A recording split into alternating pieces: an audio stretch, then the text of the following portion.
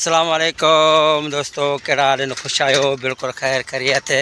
मां उमेद कयां थो त सभु दोस्त मुंहिंजा ख़ुशि हूंदा, ख़ुशबाश हूंदा, हमेशह गुलनि जे अटे कंदा टणंदा रहंदा।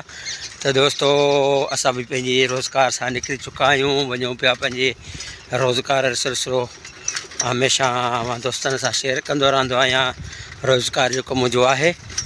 ऐं अॼु हिकिड़े असांजे पहिरीं प्यारे दोस्त बि मूंखे कॉल कई, जंहिं मूंसां गॾु जेको आहे पंहिंजो ड्रामो हुयो सिंध टीवी जो सोप सीरियल ज़हर ज़िंदगी में कमु गॾु कयो। उहो अॼु मुंहिंजो कहिड़ो कमु आहे, हुन कॉल कई त यार मिलणो आहे, कुझु नए प्रोजेक्ट जे बारे में कोई ॻाल्हि ॿोल कंदासीं, कोई सलाह मशवरो कंदासीं। सो बसि हाणे जीअं कमु त फ़ारिग़ थींदुसि, पोइ इनशाला वरी पोइ हुन सां बि मुलाक़ात करणी आहे।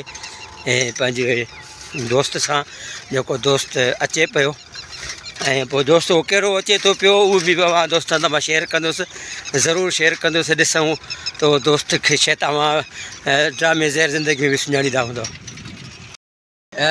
दोस्तो, अॼु मां अव्हां जी के अहिड़ी शख़्सियत सां मुलाक़ात कराए रहियो आहियां, ऐं शख़्सियत असांजे तालके बावड़े जा बहितरीनु अदाकार जंहिं ज़हर ज़िंदगी ड्रामे में बहितरीनु कैरेक्टर कयो, ऐं तक़रीबन 150 किस्तनि में उन्हनि कमु कयो, पंहिंजी परफॉर्मेंस कई बहितरीनु नमूने सां।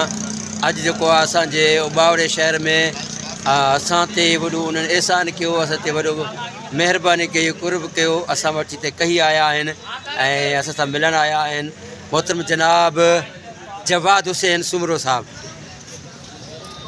अस्सलाम वालेकुम दोस्तों, हम कुछ टाइम पंहिंजी मसरूफ़ात में हुआसीं। अॼु दोस्त जो कॉल थियो त सरदार काज़ी साहब सां मुलाक़ात कयो, उनजी महिरबानी असां सां मुश्किल सां मिलियो, जो ख़ैलो ख़ुशि आहियो, ठीकु लॻो। त दोस्तो, ही असांजा पंहिंजा पहिरीं प्यारा दोस्त बि आहिनि, मुंहिंजी इज़त कंदा आहिनि, लाख शाबसूं आहिनि हिन अदा जे लाइ, हिन भाउ जे लाइ इज़त कंदो आहे। अलाह से हिनखे ख़ुशि रखे, आबाद रखे, हमेशह गुलनि जे अटे कंदो ठहंदो रहे।